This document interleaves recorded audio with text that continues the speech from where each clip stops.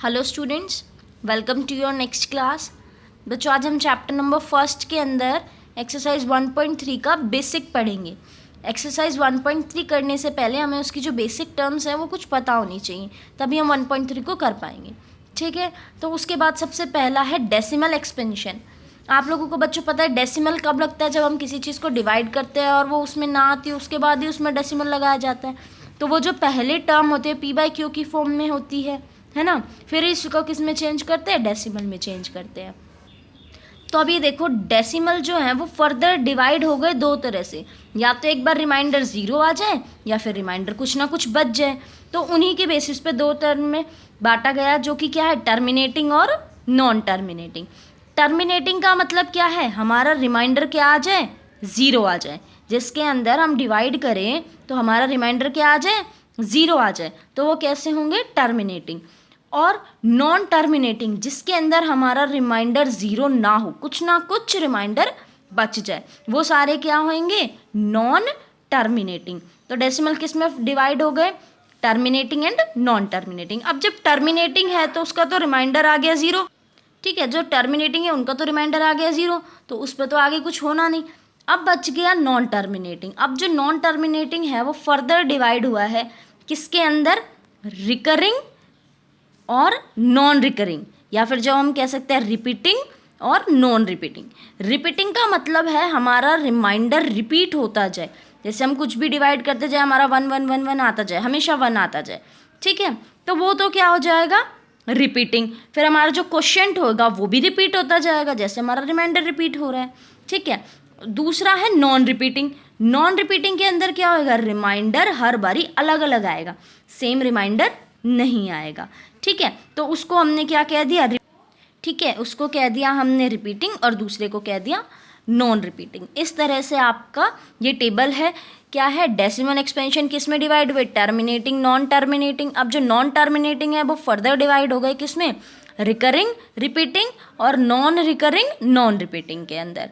ठीक है बच्चों, आई होप आपको डेसिमल एक्सपेंशन की जो टेबल थी वो आपको समझ में आई होगी।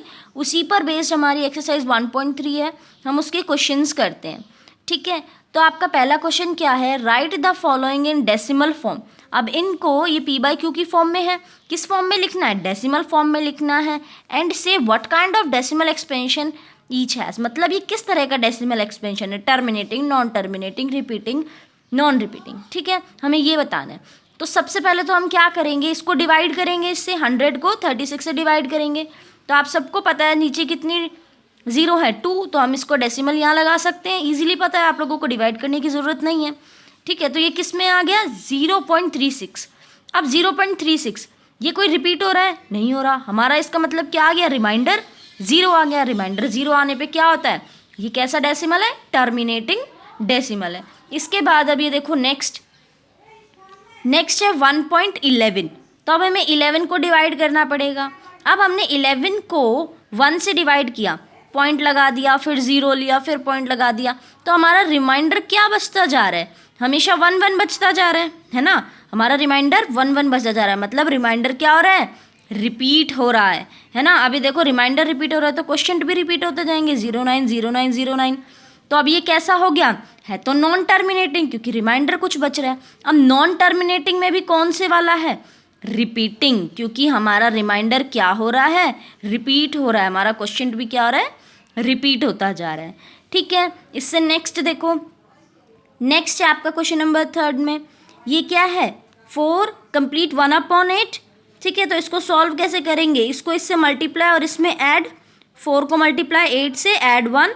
ठीक है, तो क्या बन गया? 33/8। अब हमने क्या करना है? 8 को 33 से डिवाइड करना है। हमने डिवाइड कर दिया, हमारा रिमाइंडर क्या आ गया? 0 रिमाइंडर आ गया हमारा। ठीक है, 0 रिमाइंडर कब आता है? जब वो टर्मिनेटिंग होता है। तो ये तो हमारा फाइनल हो गया कि ये कैसा है? टर्मिनेटिंग है। टर्मिनेटिंग बाद में फर्दर डिवाइड होते नहीं, तो ये सिर्फ क्या है? टर्मिनेटिंग है। हमने इसको डिवाइड कर दिया, 4.125 इसका आंसर आ गया। तो इस तरह से आपको आगे के क्वेश्चन नंबर फर्स्ट के पार्ट्स खुद करने हैं। अब देखो बच्चों, क्वेश्चन नंबर सेकंड के अंदर क्या है? You know that 1/7 is equals to 0.142857 bar. अब आप लोगों को पता है बार का मतलब क्या होता है? बार का मतलब होता है जितनी भी डिजिट्स के ऊपर बार लगी है इसके बाद यही डिजिट्स क्या होने लग जाएंगी, रिपीट होने लग जाएंगी। इसी वजह से इसके ऊपर क्या लगा है, बार लगा है, और ये आगे तक डिवाइड खत्म नहीं होगा, इसी वजह से इसके ऊपर बार लगा है। अब इसके बाद देखो 7 के बाद क्या टर्म होगी, 1 4 2 8 5 7, फिर दोबारा से 1 4 2 8 5 7, इस वजह से इस पर बार लगा है। अब can you predict what the decimal expansion of 2/7, 3/7, 4/5/6?